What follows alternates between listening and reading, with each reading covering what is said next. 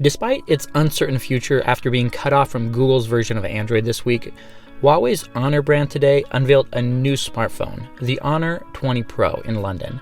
If the name of the phone sounds just a little bit familiar, that's because of the Honor View 20, which made its debut earlier this year. We were actually pretty impressed with that phone due to its performance and its impeccable design. And the Honor 20 Pro is simply an iteration on that same formula, improving on the camera experience, build quality, and giving users a slightly different design. Most of the specs here are pretty familiar as well. You get a 6.26-inch Full HD Plus display, a class-leading Kirin 980 processor, 8GB of RAM, 256GB of storage, and a 4000 mAh battery, which can charge from 0 to 50% in just under 30 minutes. Now, everybody knows that the Kirin 980 is extremely powerful, but the Honor team has actually done some optimization here, especially for gaming. This means you'll be able to play games like PUBG Mobile at 60 frames per second right out of the box. But where the Honor 20 Pro stands out is in the camera department. The new 48-megapixel Sony IMX586 sensor is used on the back of the phone for the main sensor, which is paired with an f1.4 lens and optical image stabilization, which promises to deliver stunning shots during daylight and also incredible low-light pictures as well. Accompanying the main sensor are 3 additional cameras, which include a 16-megapixel wide-angle, 8-megapixel 3x telephoto, and 2-megapixel depth sensor, which can also double as a macro lens, giving the Honor 20 Pro incredible versatility, which Honor is comparing to what you'd get with a DSLR. Now, we're not exactly buying that, but the camera setup you have here is still incredibly impressive. If selfies are your thing, you'll probably love the 32-megapixel camera that sits up front, which is one of the best selfie cameras that we've actually ever used.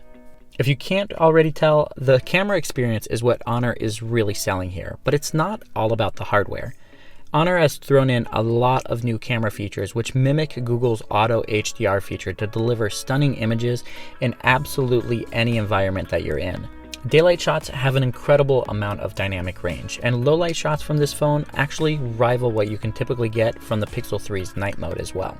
We've only managed to capture a handful of samples with the camera with pre-production software so far, but from what we've seen, this phone will definitely impress.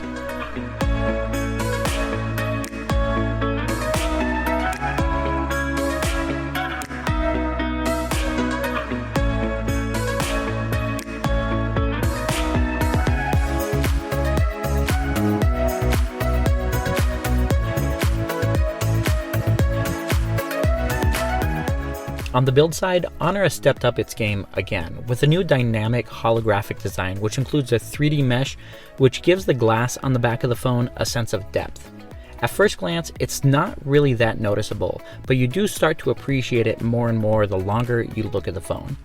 The tolerance in the build has also been improved as well, making the seam between the glass and the metal frame almost fade away.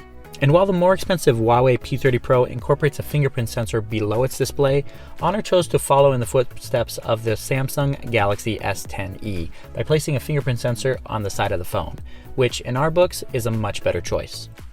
The only real downside to this phone though is its software. It's running the latest version of Magic UI, which runs on Android 9.0.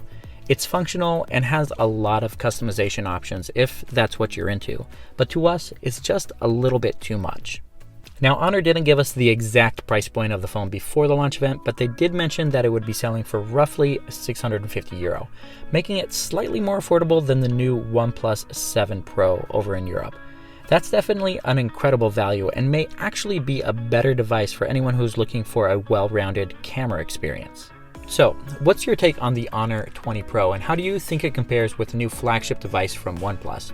We've got more Honor 20 Pro coverage coming up in the next couple of weeks, so make sure you subscribe to the channel to see that as soon as it's online. Thank you guys so much for watching, and we'll catch you in the next one.